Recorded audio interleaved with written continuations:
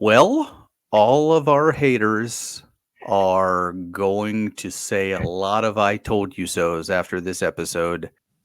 For all of you who were saying it the whole time, Dan and I were giving it every last chance. It's not that we were wrong, it's that we weren't wrong yet. so, so the one thing I would say is this. I would say that this show, Dan, it still has a lot of things that a lot of other studios can learn from and a lot of things they did right. I think there's a lot of things they did wrong. And this finale of this season, it was not good. Let's just not mince words. Yeah, no. It was not good. So let me go through a couple of things I liked, a couple of things I didn't like. Then I'll kind of give you a little bit of time as well. First, let's start with a couple of things that I liked. I did like the introduction of the Balrog at the beginning. That was probably the one thing I was just like, okay, I really did enjoy that. Now, as far as the lore and the timeline goes, I'm really not sure how that lines up because I kind of thought that was a little bit closer to the timeline of Fellowship when the Balrog was awoken, but maybe I'm wrong on that. I'm not a guy that's a lore guardian, so I don't know that a ton, but that is something that I thought was really cool. The scene where King Durin was jumping in with the axe, it reminded me of that scene from Guardians where Drax was jumping in with the knives to the monster. It was kind of the same thing. So I thought that was really cool. A couple other things that I did like. I did like how they set up the potential for next season with Numenor for there to be obvious friction, political friction between Cayman and Isildur. I thought that was really good. That's probably the one man conflict that I actually care about is Isildur and his dad being banished, but kind of, shown away from Numenor. And that's kind of probably what's going to lead to the establishment of Gondor.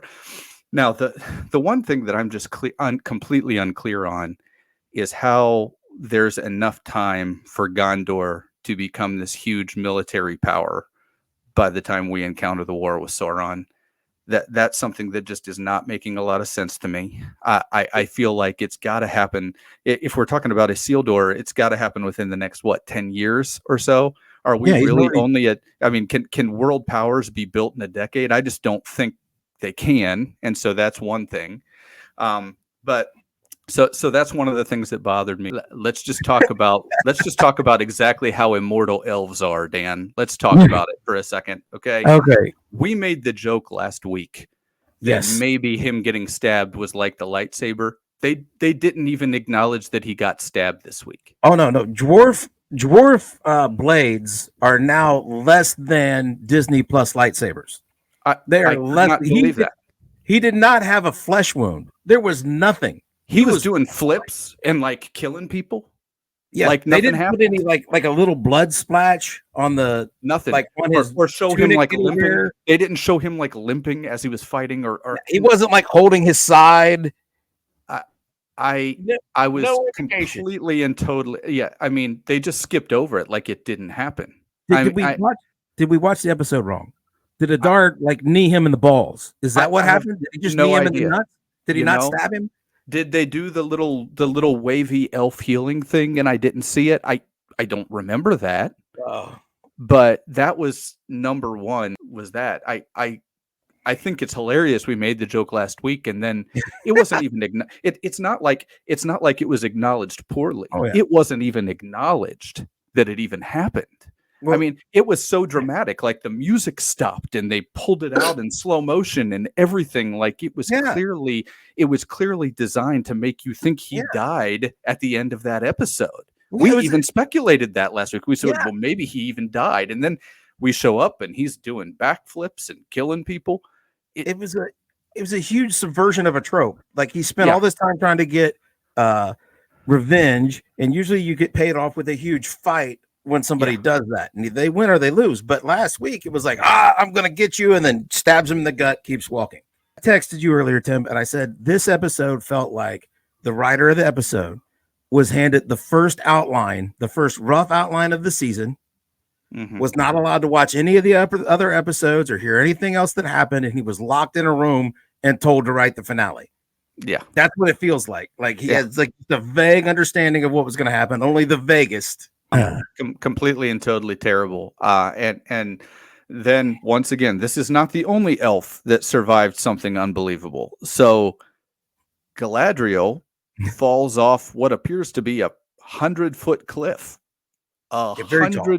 It's not like a 20-foot cliff where you're like, maybe she just kind of sort of hurt herself a little. This is like falling off a skyscraper. Okay. Yeah. And she's not a splat on the rock. She's completely intact. Yeah. I have qualms about exactly how immortal elves are in this series. You know, I don't understand exactly what happened here. And then they do their little elf magic thing. Like that was supposed to heal her from the stab wound. But what in the world happened with the 100-foot cliff? That was her sacrificing herself. Okay. Yeah. Because she wanted to keep the ring away from Sauron. That's what that was. All right. I got to keep the ring away from Sauron. So I'm going to jump off this 100-foot cliff. For her to not end up as a splat on the sidewalk, that's just crazy to me. I can't believe that they even put that in there. Well, you can make the rings as powerful as you want to make the rings, but if you're bringing her back from that, you need some true Army of Darkness level reanimation there. You know, she's not just laying on the ground passed out. You know what I'm saying? If you want to take the 3 rings and turn her splat back into an elf, I guess you could do that. But you have to start with a splat. Basically, I'm willing to acknowledge that there are mystical and magical things that can happen in this universe. But that's one of those things that just you need to show me the mystical and magical thing that happened, and they didn't do that. Okay, no. Yeah, this is just one of those. They kind of explained it through the healing of the elf thing, which really does not make sense. Okay, that can heal like wounds and stuff, but can it heal a completely and totally splatted body? Probably not. Which it should have been. So that's a couple of things that I didn't like. And then the other thing is Elrond. So if there's one thing that I think we both can acknowledge, Dan, universe destroying stuff where the character that we have is completely and totally different. Elrond is like the one constant from the beginning of this series until all the way until the Lord of the Rings that knew exactly what the rings were and never let his emotions get in the way of it. and it's one of those things where, first of all, the whole thing with him and Galadriel is weird anyway. But then on top of that, making that be the thing where he decides to put the ring on and use it in order to save her when he knows what these rings are, it just was completely and totally out of character for him. So kind of a failure across the board. We did some things that didn't make sense. And then we also had a situation with Elrond where it's kind of a universe-destroying thing for a pretty granite character in the series. I did not care for the finale at all. That's just me. I thought, this was not the finale that they needed to cap the season with. What are your thoughts? Okay. Generally speaking, I usually don't take notes first time through because I'm trying to enjoy, and I have enjoyed this show thus far. Afterwards, so much awfulness happened. I felt like I should go back through and take notes.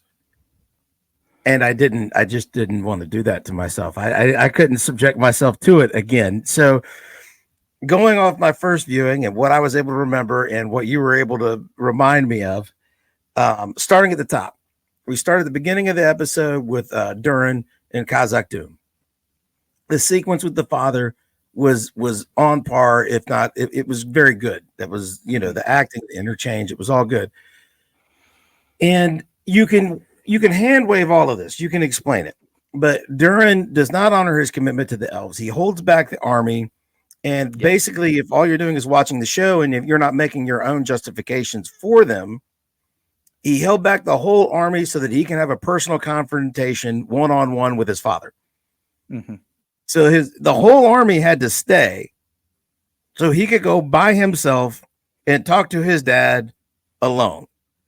Now, I know that you could fill in the gaps at home yourself saying, well, he had the army back because if the Balrog got loose inside the mountain, they needed to be there to, push it back. But that is not spelled out by the show. That's left as an exercise for you to fill in.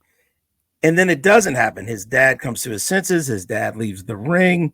His dad attacks the Balrog. There's an explosion. I think we're left to assume by the end of the episode that he gets sealed back up in the cave. Yeah. Which is a decent way to wrap that up so that like the Khazad-dûm is not already completely destroyed and that the 7 dwarf rings aren't already lost without ever having been handed out, but again, that is an anticlimax in an episode and a season that doesn't really need any more anticlimaxes. You know what I'm saying? We don't need any more anticlimax. We've had plenty. And then the logic doesn't line up because that danger, they don't know how close or far away it is, and they dispatch the armies anyway. That's the thing that just kind of kills me. The logic just is not adding up there.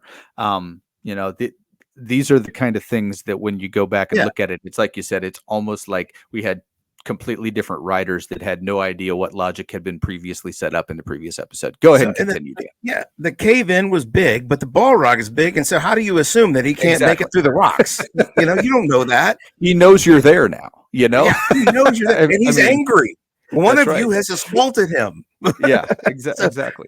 Yeah, and the last thing about the dwarves, okay, 1 out of 7 of the dwarf rings is now buried in the rubble with the Balrog. Mm-hmm. 6 of them are in the possession of Durin, the younger Durin, who knows the rings are evil, knows what the rings can do. So how do all 7 rings end up on the fingers of 7 dwarves from where we are? How does that happen? How do we possibly get there? Well, he gave the ring to Durin the Younger, didn't he? Right before he jumped. He laid it on the ground. Oh, okay. I got you. He laid it on the ground next to him, and Durin didn't there wasn't time to pick it up. So, gotcha. Okay. And then, so how we distribute these rings, I can't fathom. Then we go to Eregion. How much time has passed? I can't tell. Now, last week it looked like there was like 7 elves left to make a stand against. It's like if the dwarves don't show up, we're all dead. Like if they don't show up now, kind of thing. But like this week we have all kinds of elves inside the walls still fighting all kinds of orcs, which is like what? Yeah. And last week Adar was marching his happy butt right inside the walls. He found Elrond, he stabbed Rondir, and he got Galadriel's ring, and he was on his way. He had Morgoth's crown in one hand and Galadriel's ring in the other hand, and he was off to find Sauron and kill him. Mm-hmm. And for reasons unknown, he turned on his heel and went and found a rock in the woods to lean against while he waited for a random party of his orcs to just run across Galadriel by happenstance. Like, why was he at the walls of Eregion with his quarry that he has been like sacrificing all of his children to obtain? Right on the other side of that wall, he's gotten the weapon that he thinks he needs to kill him. He's like, you know what? I'm gonna go to the woods and take a break. I'm gonna cop a squat next to a rock. Even worse than that is he handed it over to Galadriel and was just like, no, you're better suited for this. And I'm just kind of like, I understand they're pushing the character of Galadriel, but at some point, everyone's faith in her with the things that she's done throughout this series is something that just doesn't make a lot of sense. I just don't understand that. So she keeps making the wrong choices and doing the bad thing, and everything she does blows up in her face. Yeah. And everybody is just like her counsel. And everybody is just like, you know what? You're the one that should have this ring. You're the one that should have this power. You're the one that should do the thing and the stuff. I don't think it makes any sense. Dan and I are willing to acknowledge this is something that has not been what we expected. We kept saying we're open to our mind being changed. This is kind of what we were talking about. If it was just one or two things, we can overlook a couple of things here and there, but this is just the kind of stuff that just makes no sense. The other thing, the really poor setup that they did throughout the course of the entire season of the orcs changing from Adar to Sauron. The reason that the orcs were very, very concerned about their safety to begin with was because of Sauron. Then they finally find Sauron, and Sauron's just like, well, what's your name? And because he asked what his name was, that is the thing that changed it. Oh, you know what? This Sauron guy that I was so scared of isn't that bad. This is why kind of a heel flip between the orcs and all that. I understand they wanted to kill Adar. They wanted the orcs to have a revolt. This is kind of what they wanted the whole time. It just doesn't make any sense. We saw this coming from the very beginning when they showed the little family orc, and then the guy that just kept questioning him over and over again, who ends up being the guy that stabs him. That's the least surprising thing in the entire series, right? There just were so many things in this episode. You can see it the checks and balances just don't line up. Yeah, you can see it coming from a mile away, and yet it makes no sense anyway. Mm-hmm. Like you're setting it up, and that's the thing. This obviously you're setting it up, and it's not making sense the whole time. It's just like, come on. This is a serial medium, okay? And occasionally in a series, things that look to be setups for one thing are completely different from what you thought. So I'm always willing to say, okay, I want to see the end before I totally judge it. All right. Yeah. That's kind of where I'm at with a lot of different series. It's not just this one. But I guess the thing is, when I finally saw the end, Dan and I are willing to acknowledge, guys, this was a huge nothing burger. This story, from beginning to end in this series, it took us absolutely nowhere. This is complete and total filler. And not only is it filler, it's filler that contradicts what we've already seen and contradicts what we already know. So all those things kind of adding together, I'm just thinking this is a huge waste of time. Something that I just thought was really interesting, the way they ended the episode was the voiceover by showing everybody's like different perspectives. You know what I mean? That felt more like a series finale than it did a season finale. And that's one of those things. I'm wondering if we're not going to see some of those people ever again, because it kind of felt like a natural wrap up for a lot of that stuff, right? The Gandalf story, which was the least surprising surprise of the entire series so far, right? This is Gandalf. Collective sarcastic gasp of surprise, right? This is ridiculous. We all knew it was Gandalf. It was hilarious that you were dancing around it. It was hilarious that you still had him listed as the stranger on IMDb. We all know it's Gandalf, okay? This was the most ridiculous thing that they took time to do. I can't believe they took this much time to tell us that it was Gandalf. So that's just one of those things. It was just nothing but a waste of time to me. Now any scene with him in it was nothing but a waste of time. Nothing. And now here we are. We're just like, where does it go from here? Now we know he's Gandalf. He doesn't really have anything moving forward. You learned the amazing origin of his name. The Grand Elf. Yeah. He's Grand Elf. He's not. Yeah. He says it wrong. We've been saying it wrong the whole time. He's Grand Elf. But that etymology is well known. That's actually documented, I think, in the books, if I'm not mistaken. I don't know. I think they made that up. I believe that etymology is broken down at some point. I'll have to go back and do my homework, but I think it is. And that's one of those things that just makes me look back on it and just say, did we really need 2 seasons of this to get to that point? I think we didn't. I think we could have wrapped that up. That entire story could have been like maybe a couple of side stories in 2 or 3 episodes. And that's it. I don't need to see him again. I don't need to see how he gets from here to where we see him in Fellowship. I don't need to see that anymore. That's not a story that's interesting to me. We established the Dark Wizard, which we still have no idea who that is or what he is. And it's not Saruman. We know it's not No. Saruman because Saruman describes Gandalf as one of his oldest friends, right? So we know that Saruman it's not Saruman, and that's another question. Where is Saruman? The timeline for Gandalf is kind of fuzzy. A lot of people say it's too early for him. A lot of people say it's too late for him. I'm of the opinion, doing the research, that Gandalf should have been here long before this timeline. And if that's the case, that means Saruman should have been here long before this timeline, which means it makes no sense that we don't see Saruman already. So it's one of those things that a lot of these things are just not adding up. They're not making sense. And I think a lot of people have questions and qualms about them because it's legitimately just saying, why are we spending so much time on these side stories that really have nothing to do with the grand story of these rings anyway? You know what I mean? Well, here's the thing. It doesn't bother me, and the haters have been all, it doesn't bother me when this story contradicts stories that it's not within the same canon of. So if this contradicts the Silmarillion, if it contradicts the lost stories, if it contradicts any of that, that doesn't bother me, because this is not supposed to be exactly that. It's not an adaptation of that. Yeah, okay. And, right. and yeah, I'll agree with that. They don't have the rights to that.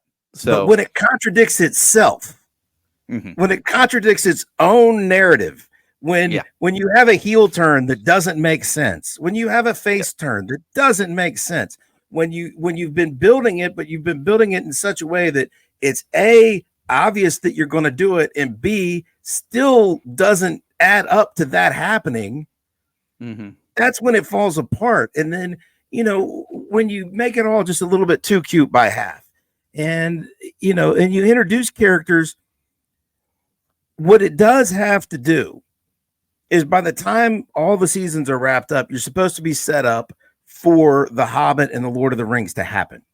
Now, it can contradict all of the stuff that is already established as happening before that, as long as you arrive at a point, the same place where everything could happen that happened in Lord of the Rings and The Hobbit, feasibly, with this being the backstory. And when you start introducing a whole nother wizard that we don't know who this wizard is or why he's here, and he's called the Dark Wizard, we have meetings. The other wizards are in those movies and those books. Yeah. He says there's 5 of us. We know all 5 of them. We know who they are. So that's right. He's not I forget the names. He's not the crazy dude in the forest talking to squirrels. That's not who this guy is. Yeah. He's not Saruman. Yeah. He's not Gandalf.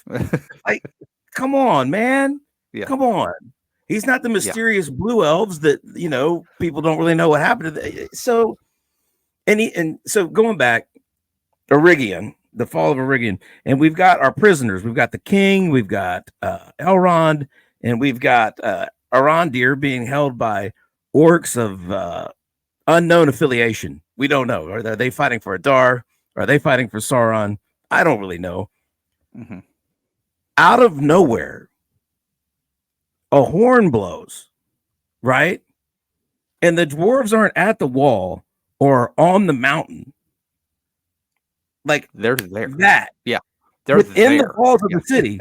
They are already surrounded by dwarves.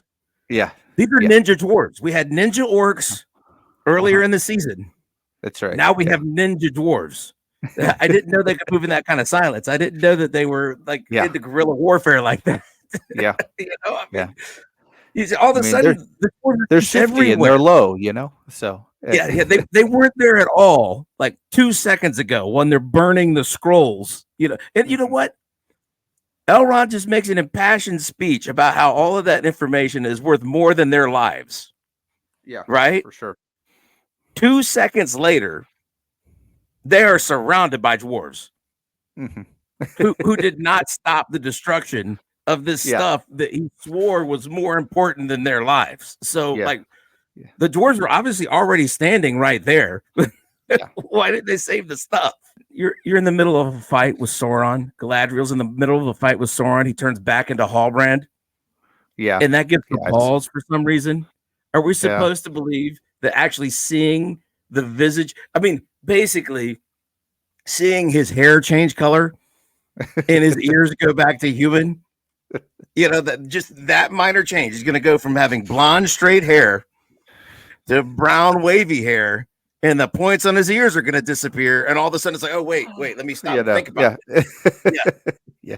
Hey, come on, man. The dialogue. The dialogue was another thing. Again, we've already established, why are they seeking Galadriel's counsel anymore? Mm-hmm. And they've just risen her back from the dead. And then everybody gathers around like, Galadriel, what should we do? Should we press the attack or fall back? And her and then everybody is united by her, like even the people who obviously can't hear her that are far away. Everybody's united because she gives the Celebrimbor speech about, it's not strength that beats the darkness, it's light, and the sun still rises. And it's like, okay, yeah, that's great, but should we press the attack or should we fall? But no, that is the perfect example of a politician giving an answer that's not an answer to anything, and they all unite around it. I'm glad you brought up the dialogue, because this is something that's happened more than once throughout the season, and the one in this episode was just the worst. It's when Anatar was killing Celebrimbor, and he had him up on the spear, and Celebrimbor gave some speech and ended it by, "You are Sauron, Lord of the Rings," right? And it was very much he said the thing. It was very much he said the thing. I absolutely positively hate the he said the thing lines. And there were at least 2 or 3 of them throughout the course of this season that I could overlook mildly. You know what I mean? I could overlook a couple of them here or there. That one was laying it on really, really thick. And I was just kind of like, you know what? At that point, I was like, I'm going to hate this episode. It was early in the episode, and I was like, I am going to hate this episode. And then Sauron, aka Anatar, aka Halbrand, aka I have many names. Yeah. Cries. Yeah. Like what? Why did that he wanted to be Lord of the Rings? He wanted the ring.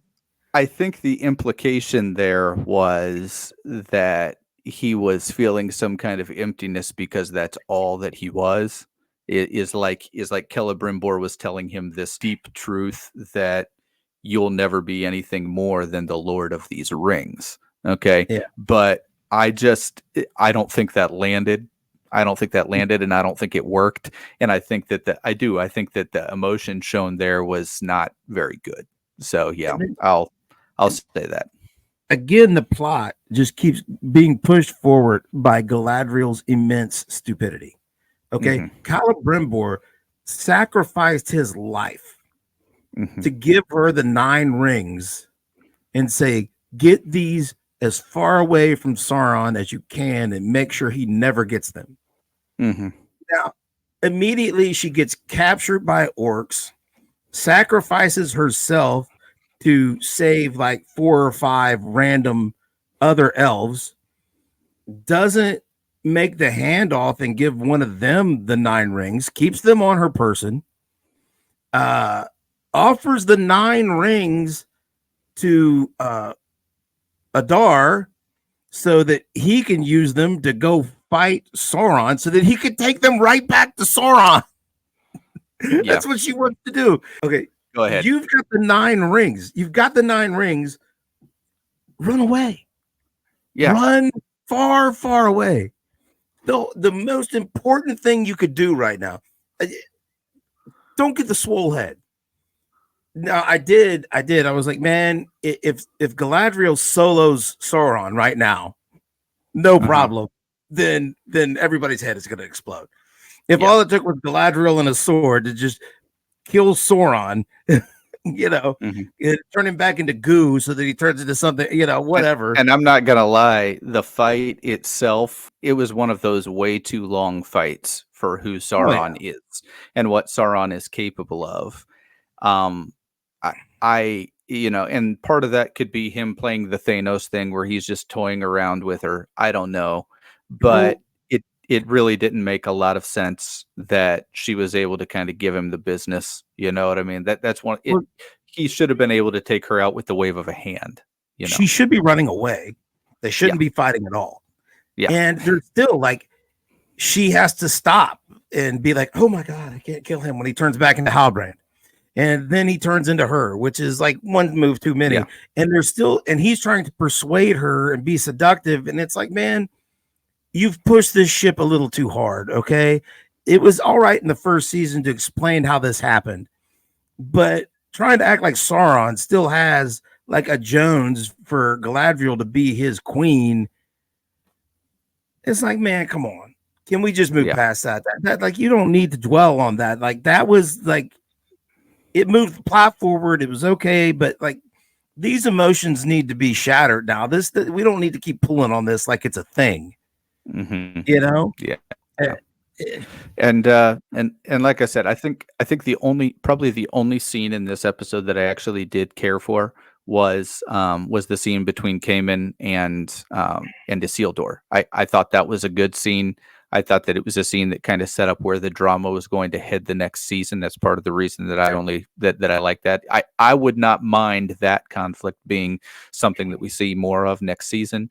But once again, the timeline there is not adding up. How is Gondor going to be established in enough time as a world military power? It just doesn't really make a lot of sense for me. They're going to be starting from point zero. I don't know. Maybe Middle Earth is just capable of building a country a lot quicker than we are. I don't know. So, well, I think a full-blooded Numenorian could live to like in a royal blood Numenorian can live to like 500 or 600 years. Mm-hmm. That's still a short time frame to establish such a huge kingdom. Can we talk about Numenor? You know, we haven't even spoke about Numenor. And I think the other thing is, you know, when we're looking at it, the timeline that they're kind of establishing is that Numenorians, you know, Isildur and his father both kind of look of a certain age. There are Numenorians that look of a certain age. You just kind of wonder to yourself, in this particular universe, how fast do they age? There's a lot that we just don't know. So I'm trying to figure it out, and it just isn't making sense. So in Numenor, this is just a whole nother ball of like what? I don't remember if it was last week or the week before. It was the week before last. Everybody witnesses the queen go through trial by sea or whatever you call it. Sure. She is spared by the Valar and spit back out of the ocean.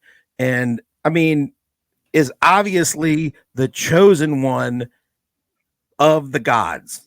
The Valar are the gods. They have spared her. She is the true queen. Everybody aligned behind the current king because an eagle landed, and they assumed that the Valar had sent the eagle to choose him when actually it wasn't him. Somebody said his name. They ran with it. Now, everybody saw this happen.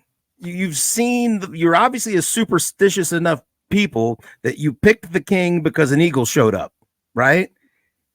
But now the Valar have spared the queen, and there's no faction. There's a faction of like 3 people or 4 within the whole country that now believe the queen should be brought back to power.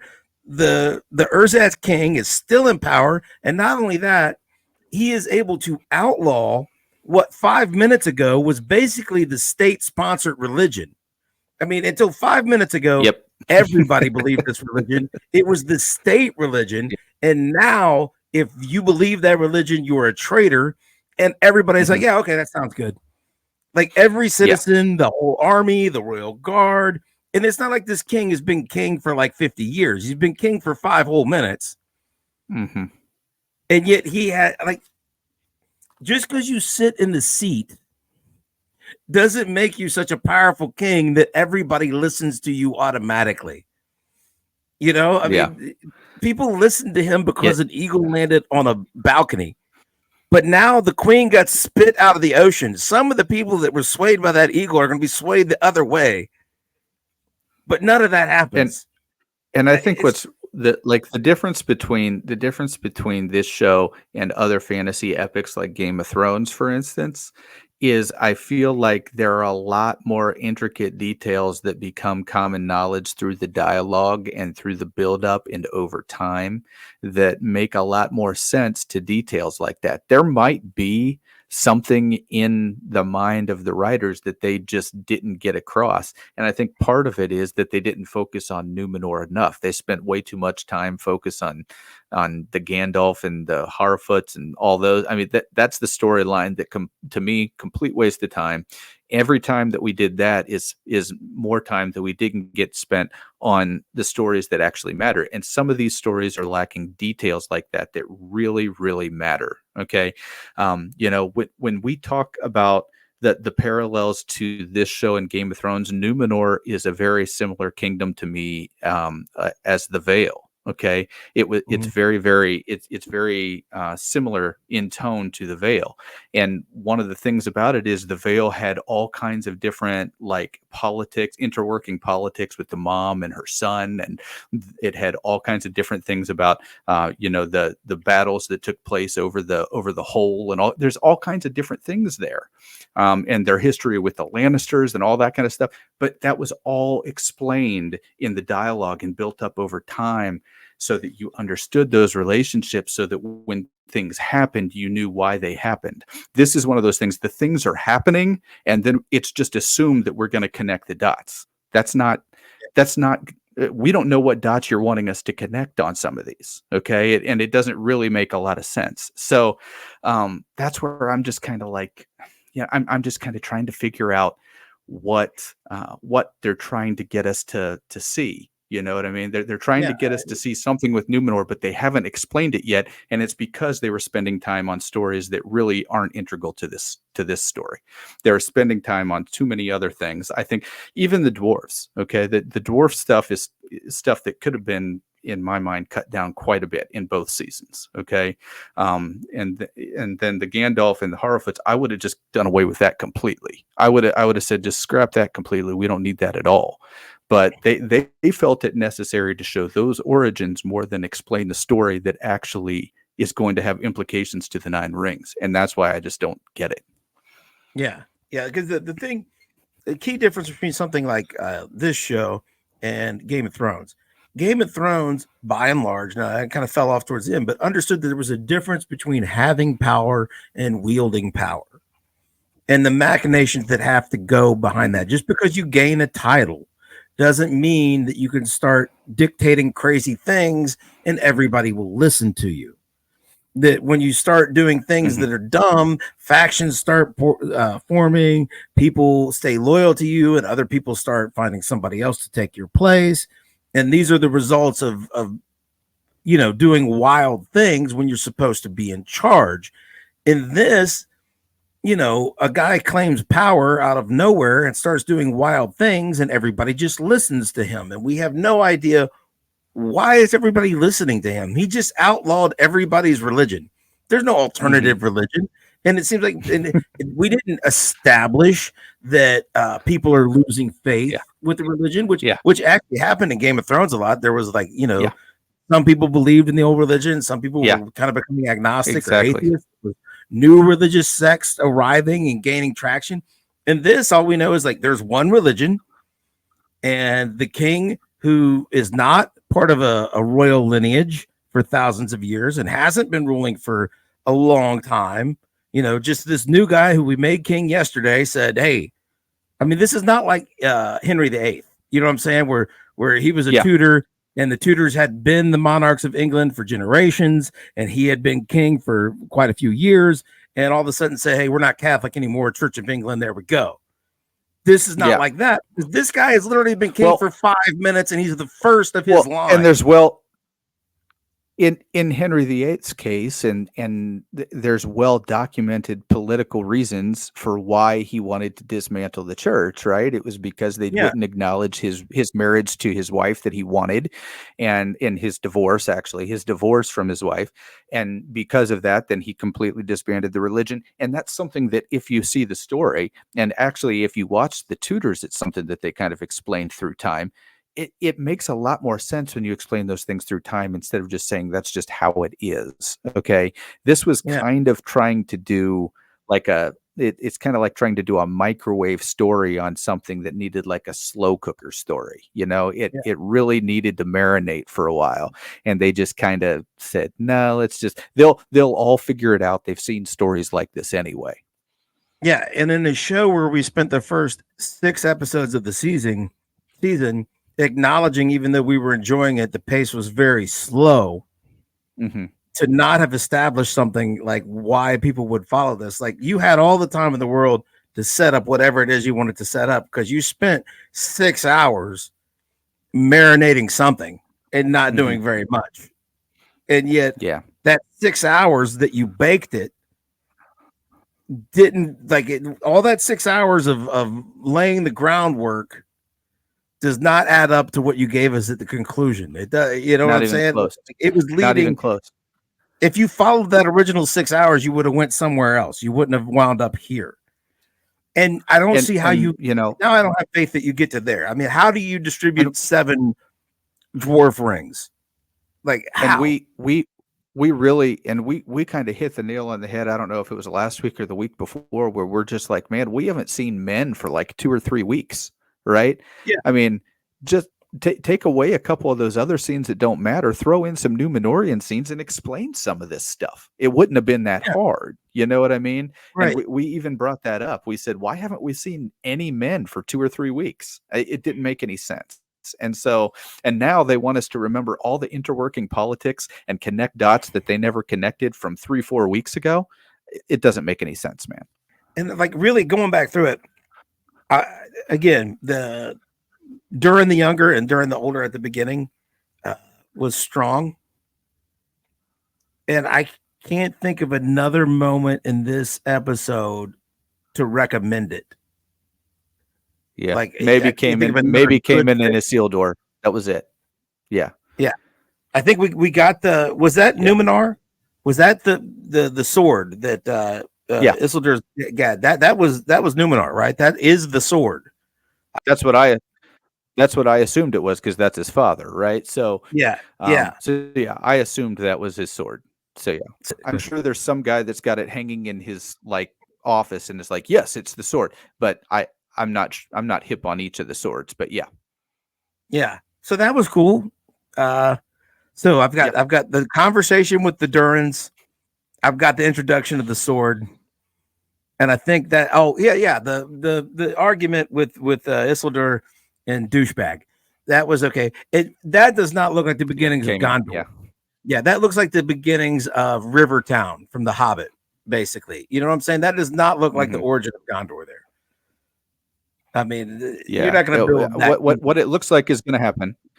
What it looks like is going to happen is Cayman is going to get Isildur and his father banished, okay? And then they're going to go establish Gondor somewhere, is what it looks like is going to happen. And that's kind of a predictable bookended way to get to it. It's going to be, we've got 3 more seasons of this, so they're going to build up to it. I'm sure it'll take a long time. And what I don't want, Dan, is to start any of these seasons, either season 3 or season 4, with a big gap. Like here's, 75 years later or something. You know what I mean? I don't want that to happen, because I feel like if they did that, it would essentially be acknowledging that they have timeline issues and they're just filling in gaps and starting over. I think the inconsistencies are such that, and the end of this episode was such that they can just wrap it up and say, let's just be done with this. It's going to lose money no matter what anyway.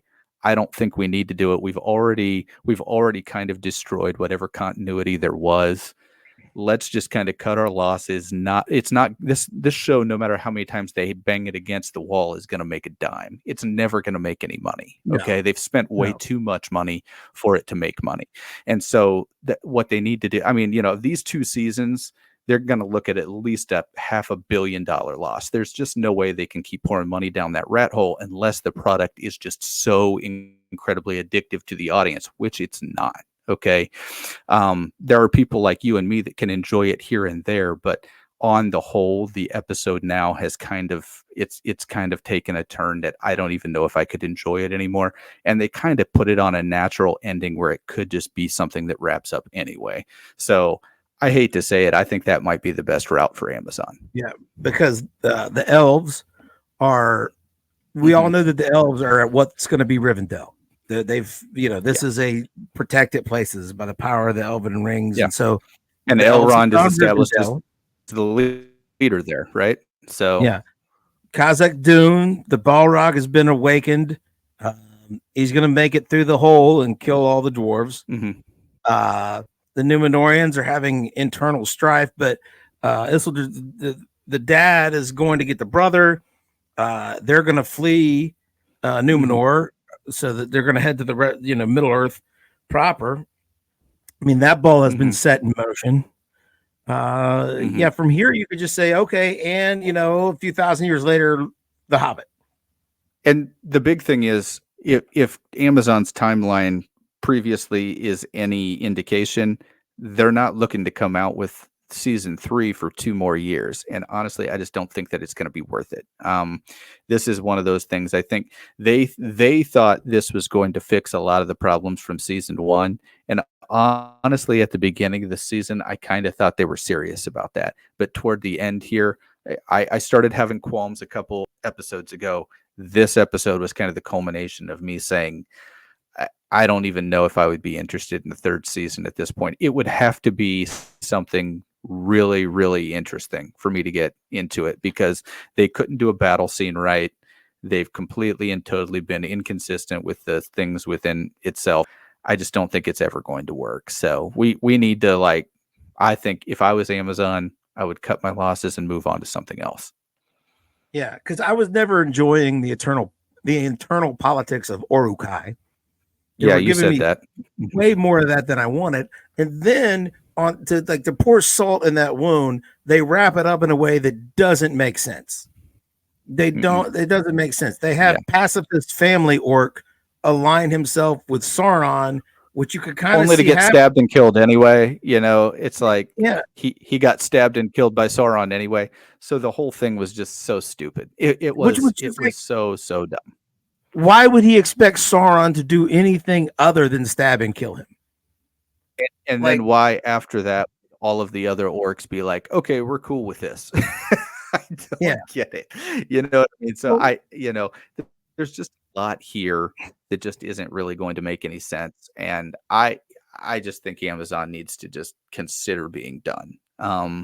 That's, if you had told me this, I would not have said this 2-3 episodes ago. Okay. No. But we're to the point. We're to that point now, I think. No, last week I was still 100% on board. I mean, the battle did not deliver the level of battle that I was hoping for. It did not. But I was still on board with everything. But then this week, just the plot developments, none of them made sense. None of the characters were doing things that fit the behavior that has been established for these characters already. They were all behaving out of character. All not just some of them. All of them. I mean, I guess you could point to one or two that behaved in character, but Daemon was dead on. You know what I mean? Yeah. But not a lot of It took so many characters doing so many things that were so far outside of the way that a real character with the traits that have been established would react for things to work out this way. And it just fell so flat. It fell so, and it didn't have to. I don't really think it had to. There was ways to get out of this episode successfully. You've backed yourself into a corner where, again, the 9 rings have to be distributed. And now, this whole season happened because Galadriel couldn't be bothered to just tell Celebrimbor, hey, that was Sauron. Don't make the rings. No matter what that happens, was don't Sauron. make the rings. That was Sauron. That's 3 words. It's 3 words. Instead, you say, do not treat with him, no matter what happens or what, that's more words. That's more words. That takes more time. So that's why this whole season happened. And the whole next season is going to happen because Galadriel didn't have the sense to take the 9 rings and run away.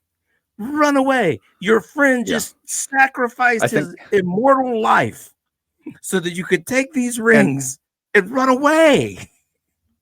I just and that's the thing about Galadriel is this is a character that is considered to be one of the fairest and one of the wisest elves of all time Yeah. by the time we hit the original trilogy.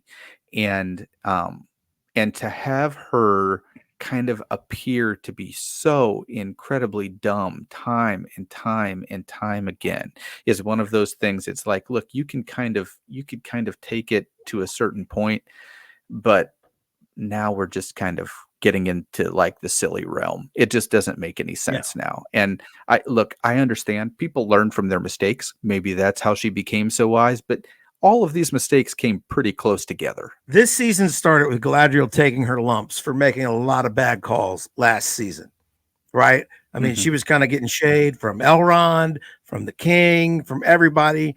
And it felt like a correction, like, hey, you know, we made her too much of a Mary Sue last season. We're going to show that there's consequences of her making all these mistakes. Yes. But then this season, she did nothing but make even more mistakes and make the wrong move every time. And yet, by the end of the season, everybody's looking to her for guidance again. And it's like at the beginning of the season, we all acknowledge that she's an idiot and has made all the wrong moves. She makes a bunch more wrong moves, and now people are back to, well, what does Galadriel think we should do? Yeah. You just need to know so you can do the opposite. You just do the opposite of what she thinks. Is that why you're asking? I mean, come on, man. Exactly. She's the George Costanza of Rings of Power. Yeah. She's George. You know, whatever she thinks, just do the opposite of that. It's like Mickey Mouse saying, "Hey, Goofy, what do you think we should do in this situation?" Yeah, I think to turn this around, and other people have said it, and I thought they were being ridiculous, but I think you have to announce major personnel changes behind the scenes to get another season off the ground, because you have to try to. I think we're at a spot right here, in spite of everything that's been done, and how you wrap this up. You can still stop doing all of that and kind of resurrect your show, but it's going to take a different crew. It's going to take different ideas and new leadership, I think. Yeah, and I just don't know that we're going to be able to do that with what's been established anyway. Because if I was the new guy, I would just be like, here's what we're going to do. We're going to make this show turn a profit, and that means a huge budget cut. And I just don't know if they can put out a watchable project with less budget. That's the problem. And and how many of these actors would come back? How many of these other? I mean, I feel like we're to the position where Amazon knows that it's kind of make or break. I think they're going to kind of let it marinate for a little bit and see what the response is to not having a third season before they announce. But I would not be shocked if they just decided to move on. So anyway, any closing thoughts, Dan? Yeah, up until this moment, you could enjoy this show as long as you weren't upset about or knew about all the canon that was being broken. But as of now, it makes no internal sense.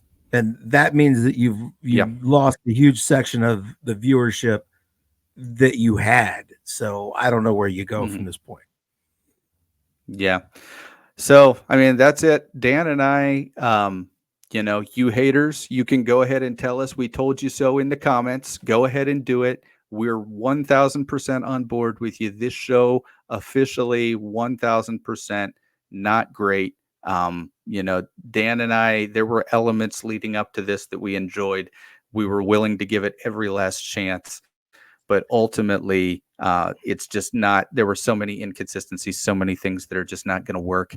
But you know what? That's part of life, is being disappointed occasionally, and the end of this show is just a disappointment. There's no other words for it. So, but go ahead and subscribe to our channel if you haven't done that yet. We've enjoyed these discussions with you guys. We will jump in the comments and we will own absolutely everything this week. So, hey, thank you so much for being here. Tell all your friends to subscribe to us, and come on back on Thursday and hear me and Dan fight about Agatha all along. Live.